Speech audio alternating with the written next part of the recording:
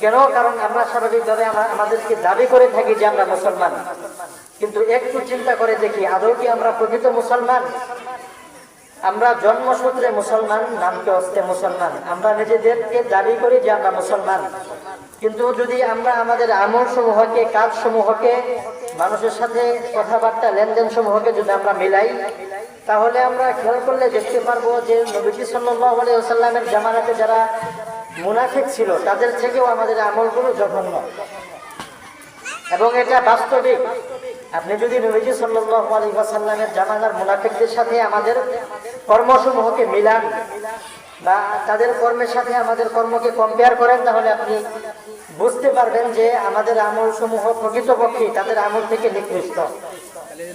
কারণ মুনাফিকদের সর্দার যারা ছিলেন, আব্দুল্লাহ ইবনে উবাই ইবনে সালুল মুনাফিকদের সর্দার ছিলেন। মুনাফিকদের ব্যাপারে আল্লাহ সুবহানাহু ওয়া তাআলা সূরা নিসার 145 নম্বর আয়াতের মধ্যে বলেন, ইন্নাল মুনাফিকিনা ফিদ দারকিল আসফালি মিনান নার ওয়া লান তাজিদ লাহুম নাসীরা। নিশ্চয়ই মুনাফিকরা জাহান্নামের সর্বনিম্ন স্তরে থাকবে।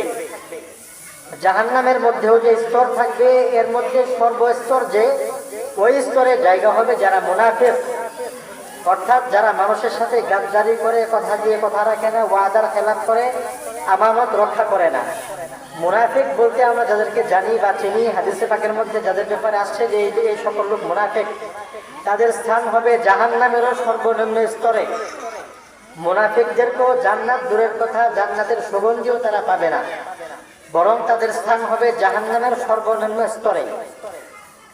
এবং মুনাফিকদের ব্যাপারে যদি আমরা খেয়াল করি, লক্ষ্য করি, তারা নবীজি সাল্লাল্লাহু আলাইহি সাল্লামের সাথে সময় কাটাইছেন। নবীজি সাল্লাল্লাহু আলাইহি সাল্লামের সাথে কাটানো 1 সেকেন্ড সময় এবং আমাদের সারা জিন্দেগির আমলের থেকে উত্তম।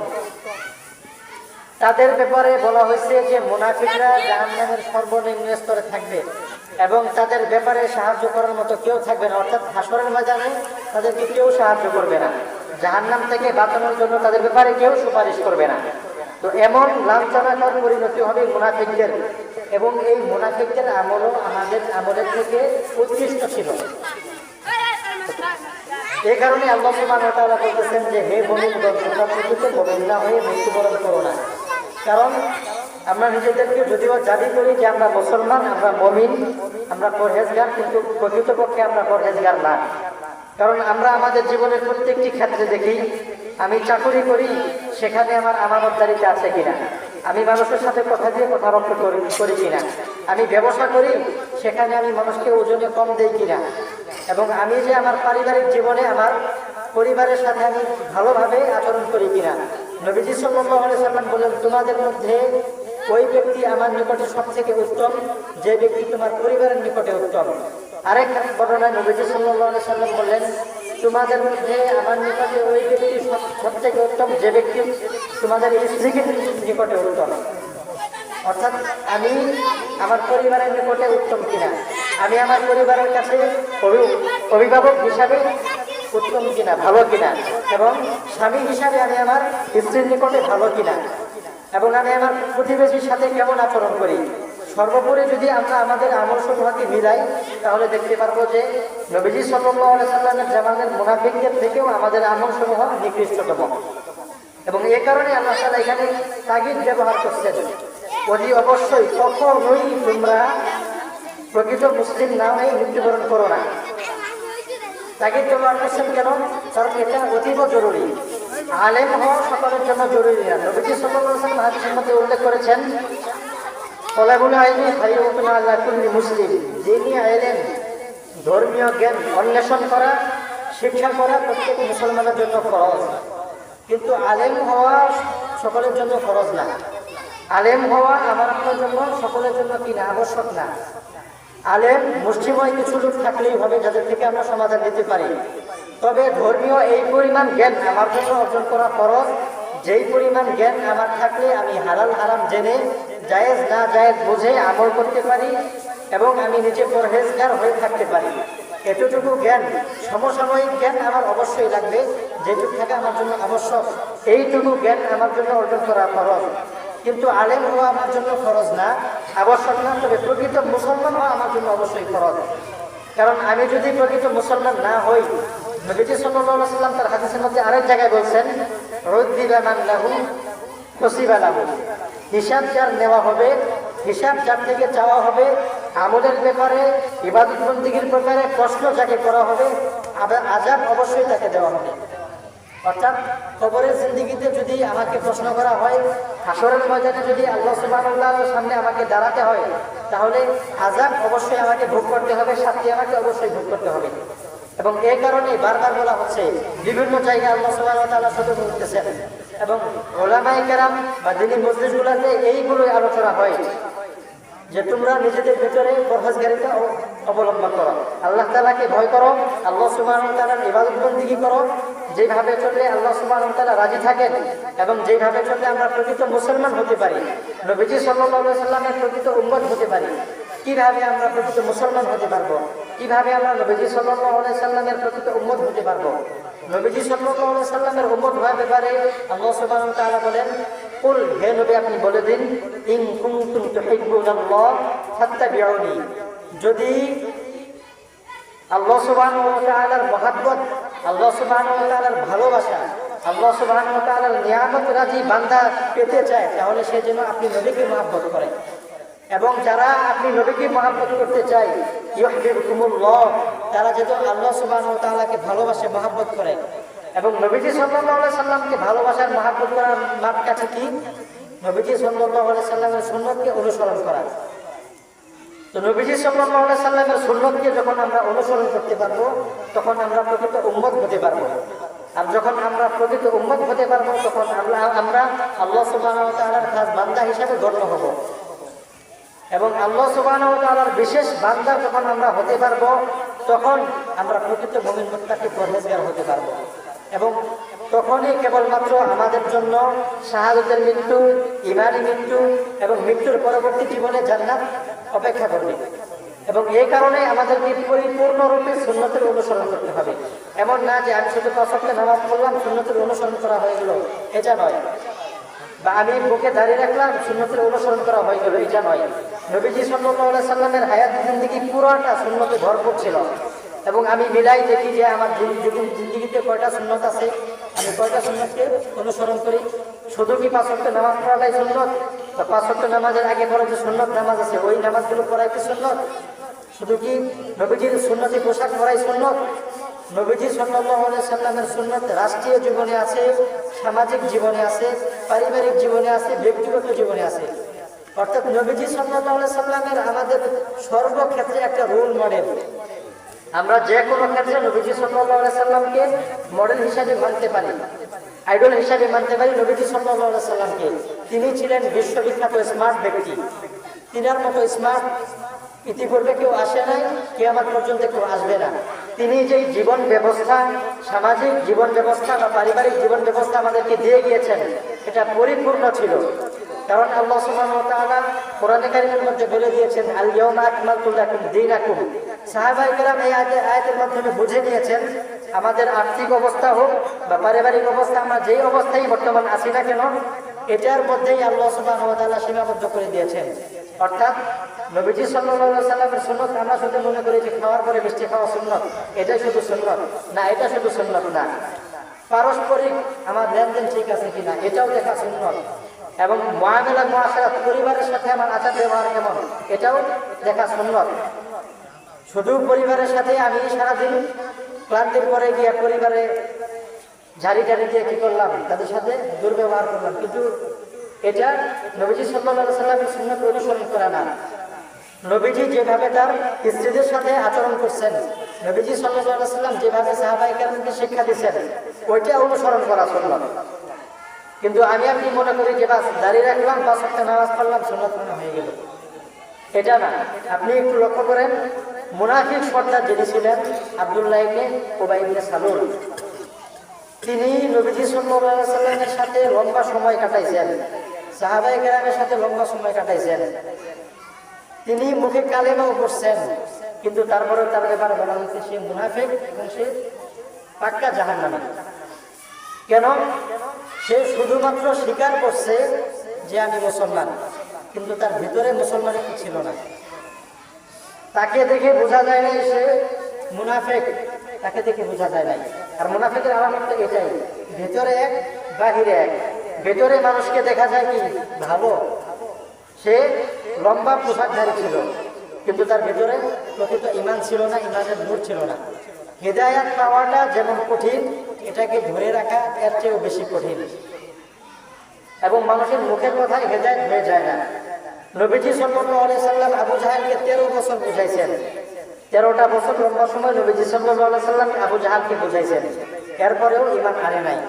কেন আনে নাই? হেদায়েত তার কপালে ছিল না।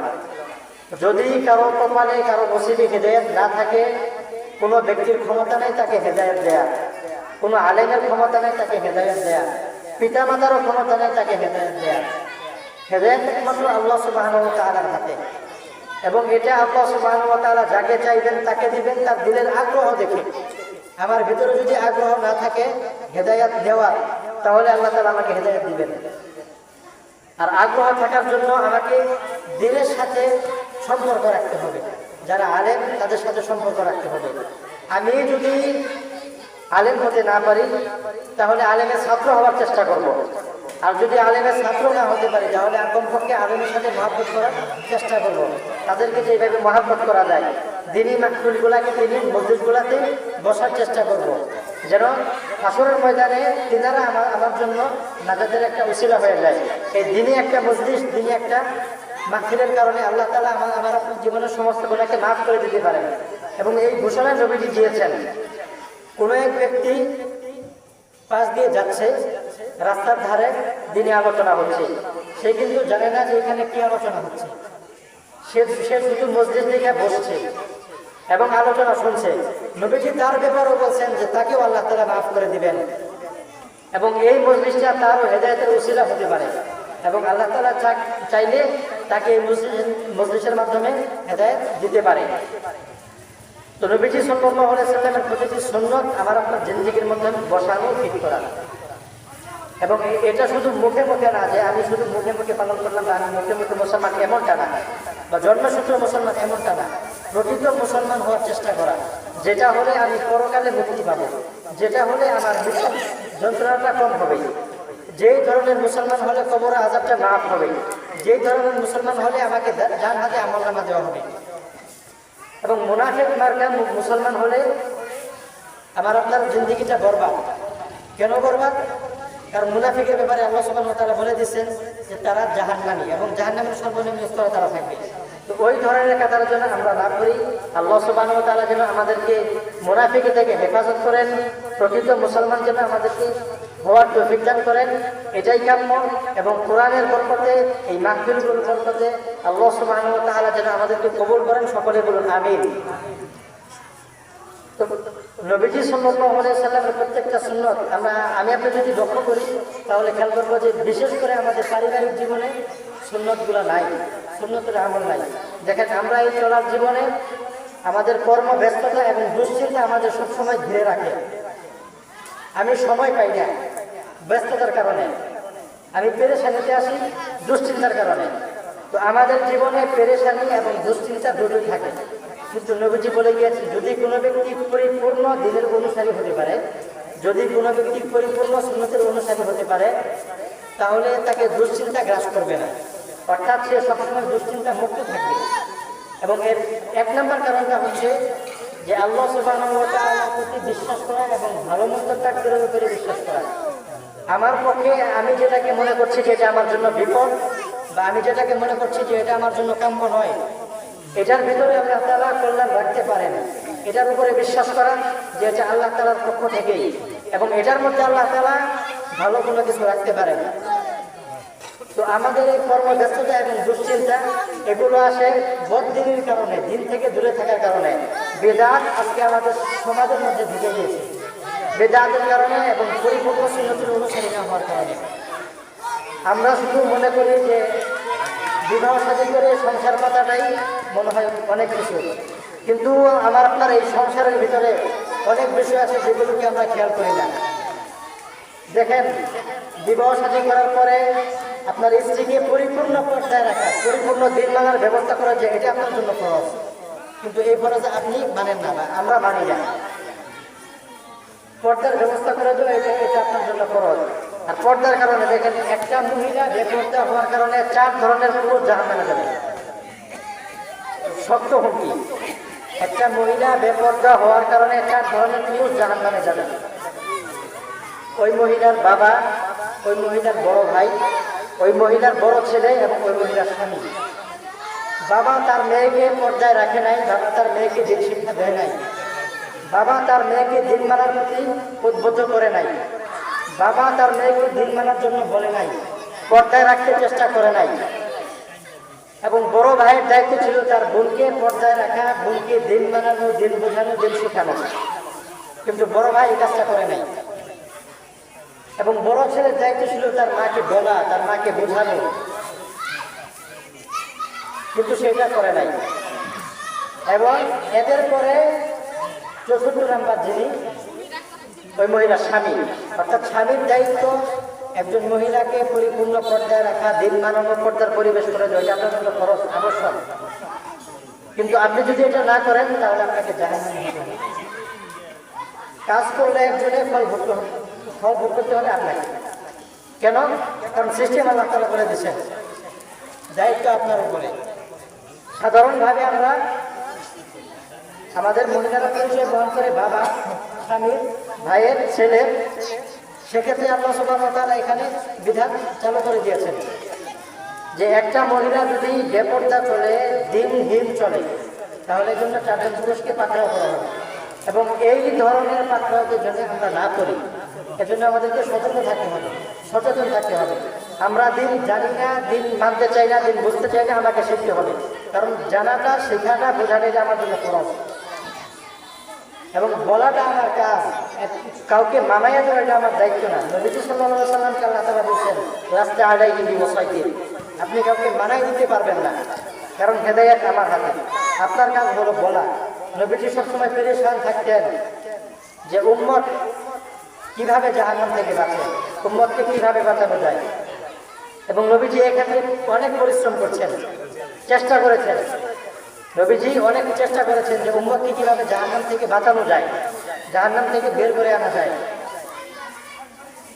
এবং আল্লাহ তাআলা তাকে বলে দিয়েছেন যে এত মরিয়া হওয়ার কিছু নেই, আপনার কাজ হলো বলা, আপনি বলে যান, বাকিটা আমার দায়িত্ব। এবং আমার আপনার দায়িত্ব এটা বলা, বাস আমরা বলবো, যেন আমার দায়িত্ব থেকে আমি পরহেজ হয়ে যাই। এবং নবীজির হাদিস, আলা কুল্লুকুম রাঈন ওয়া কুল্লুকুম মাসউলুন আন রাইয়াতিহি, তোমরা সকলেই দায়িত্বশীল রাখা, এবং তোমাদের সকলকেই এই স্ব দায়িত্ব সম্পর্কে জিজ্ঞাসা করা হবে। আমরা যেন এই জিজ্ঞাসার সম্মুখীন না হই, প্রশ্নের সম্মুখীন না হই, এজন্য আমরা সতর্ক থাকা চাই, যেন আমাদেরকে হাসরের ময়দানে আল্লাহ সুবহানাহু ওয়া তাআলার সামনে দাঁড়াতে না হয়। এবং আমাদের যেটা দায়িত্ব আমরা এটা পালন করে যাই, যেন আমরা আমাদের দায়িত্ব থেকে বের হয়ে আসতে পারি। এবং প্রতিটা বিষয় সচেতন থাকা দরকার এবং জেনে জেনে মানা দরকার। আপনি শুধু মনে করি যে আমি 5 ওয়াক্ত নামাজ পড়াই, এটা আমার জন্য ফরজ না। গান শোনা যে আপনার জন্য হারাম, এটা থেকে পরহেজ থাকা আপনার জন্য ফরজ। সুদ খাওয়া যে আপনার জন্য হারাম, এটা থেকে পরহেজ থাকা আপনার জন্য ফরজ। কিভাবে আপনি গান শোনেন, আপনি যে গান শোনেন, যখন আপনি গান শোনেন এই অবস্থায় যদি আপনার মৃত্যু হয়ে যায়, আপনি কানের মধ্যে হেডফোন লাগায় গান শুনতেছেন, এই অবস্থায় যদি আপনার মৃত্যু হয়ে যায়, মানুষ আপনার মোবাইল দিয়ে দেখবে যে আপনি গান শুনতে মারা গেছেন। বেপরদায় চলতেছেন, আপনি বেপরদায় থাকেন, এই অবস্থায় যদি আপনার মৃত্যু হয়ে যায়, একটা ফরজ তরক করা অবস্থায় আপনার মৃত্যু হয়েছে। এটা কি সামাজিক মৃত্যু হতে পারে? একটা ফরজ তরক করা অবস্থায় আপনার মৃত্যু হলে, ফাঁসেক অবস্থায় আপনার মৃত্যু হলে, চিরকালের জন্য আপনি জাহান্নামে হয়ে যাবেন। বিষয়গুলো বোঝা দরকার। এবং সর্বোপরি মানুষের মধ্যে, বর্তমান সমাজে মানুষের মধ্যে সব থেকে 2টা ফরজের প্রতি বেশি অনীহা। একটা হচ্ছে 5 ওয়াক্ত নামাজ, আর একটা হচ্ছে ফরজ পর্দা। পর্দা এটা শুধু পুরুষের তা না, বা শুধু মহিলার তা না, এটা পুরুষ মহিলা উভয়ের জন্য পর্দা।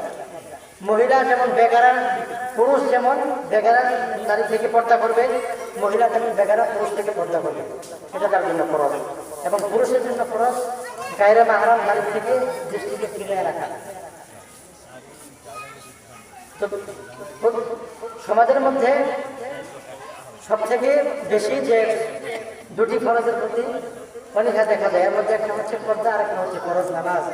এই নামাজের ব্যাপারে নবীজি সাল্লাল্লাহু আলাইহি সাল্লাম বারবার বলেছেন, মৃত্যুর শেষ সময়ে নবীজি সাল্লাল্লাহু আলাইহি সাল্লাম বলে গেছেন, নামাজ নামাজ আমার উম্মতের নামাজ, নামাজ পড়ো, নামাজের প্রতি যত্নশীল হও, কারণ নামাজ তোমাকে একমাত্র জাহান্নাম থেকে বাঁচাইতে পারে, এই নামাজই একমাত্র তোমাকে জান্নাতে নিয়ে যেতে পারে।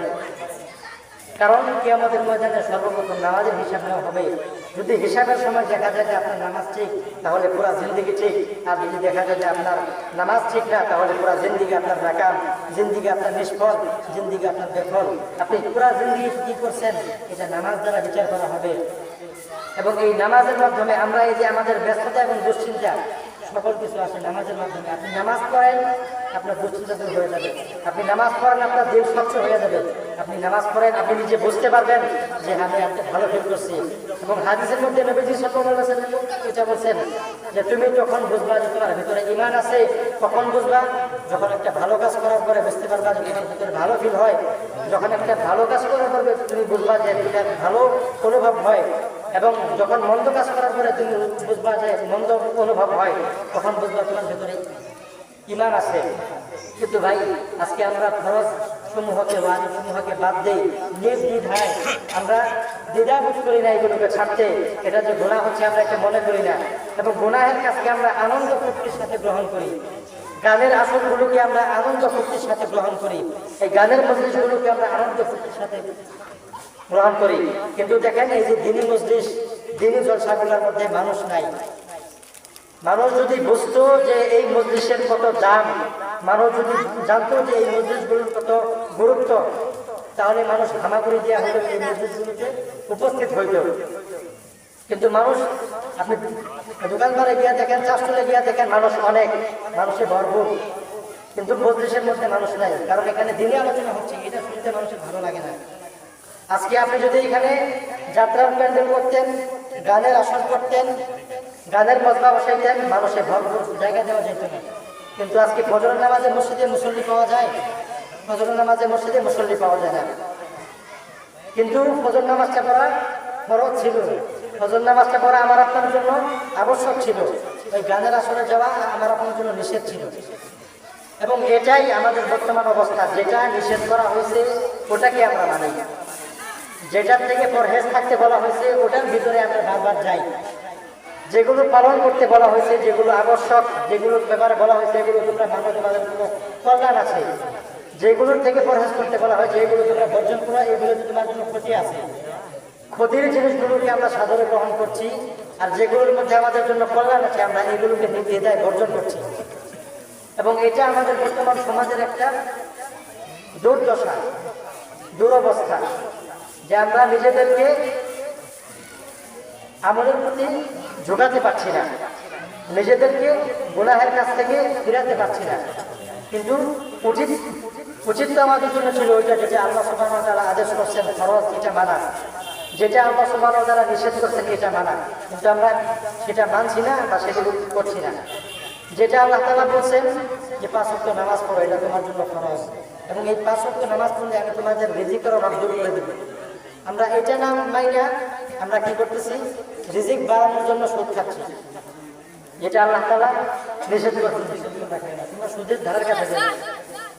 আমরা রিজিক বাড়ানোর জন্য, আমাদের সম্পদের মধ্যে ইমপ্রুভ করার জন্য আমরা কি করছি, সুদ খাচ্ছি। কিন্তু আল্লাহ তাআলা সুদের ব্যাপারে নিষেধ করেছেন যে সুদ খাওয়া নিষেধ। তোমরা নামাজ পড়ো, আমার উপরে ভরসা রাখো, আমি তোমাদের রিজিকের মধ্যে বরকত দেব, বারাকা দান করবো। কিন্তু আমরা নামাজকে ছেড়ে দোকানের পিছনে ছুটছি, যে আমার এই ব্যবসা আমাকে লাভবান করবে, আমার এই ব্যবসা আমাকে অনেক দূর আগায় নিয়ে যাবে, আমার এই চাকরি আমাকে অনেক দূর আগায় নিয়ে যাবে, আমার এই ব্যবসা আমাকে অনেক দূর আগায় নিয়ে যাবে। কিন্তু আল্লাহ তাআলা ব্যবসার ভিতরে বরকত রাখেন নাই, যে ব্যবসার মধ্যে সুন্নত নাই। আল্লাহ সুবহানাহু ওয়া তাআলা ওই চাকরির ভিতরে খায়ের রাখেন নাই, যে চাকরির ভিতরে নবীর আদর্শ নাই। এবং বারাকা আল্লাহ সুবহানাহু ওয়া তাআলা ওটার ভিতরে রাখেন, যেটার ভিতরে আল্লাহ সুবহানাহু ওয়া তাআলার আদেশ আছে, নবী সাল্লাল্লাহু আলাইহি সাল্লামের সুন্নাত আছে। সর্বোপরি কথা হলো যে ভাই, আল্লাহ সুবহানাহু ওয়া তাআলার ফরজ বিধানগুলোকে মানা, নবী সাল্লাল্লাহু আলাইহি সাল্লামের সুন্নাতকে আমার জীবনের মধ্যে ফিট করার চেষ্টা করা, যেন আমি আল্লাহ সুবহানাহু ওয়া তাআলার একজন বিশেষ বান্দা হিসেবে আল্লাহ সুবহানাহু ওয়া তাআলার সামনে দাঁড়াতে পারি এবং নবীজি সাল্লাল্লাহু আলাইহি ওয়াসাল্লামের বিশেষ উম্মত হিসাবে, খাঁটি উম্মত হিসাবে তার শাফাআত লাভ করতে পারি এবং মৃত্যুকালে যেন আমার কালিমা নসিব হয়। এটাই হচ্ছে সাফল্যের জীবন, সর্বশ্রেষ্ঠ জীবন। হারামের মধ্যে ডুবে থাকা, এটার মধ্যে কোনো কামিয়াবি নেই, খায়ের নেই, বরকত নেই। ফরজ থেকে দূরে থাকা, এটার মধ্যে কোনো খায়ের নেই, বরকত নেই। তো আল্লাহ সুবহানাহু ওয়া তাআলা এই ভাঙাচোরা যেই কথাগুলো বলা হলো, এগুলো আমার জিন্দেগির ভিতরে বিপ্লব তৌফিক দান করুক। প্রকৃত মুমিন মুত্তাকি পরহেজগার হয়ে আমাদেরকে কবরে যাওয়ার তৌফিক দান করুক। মেহমান চলে আসছেন, গুরুত্বপূর্ণ আলোচনা হবেন। আমরা সকলে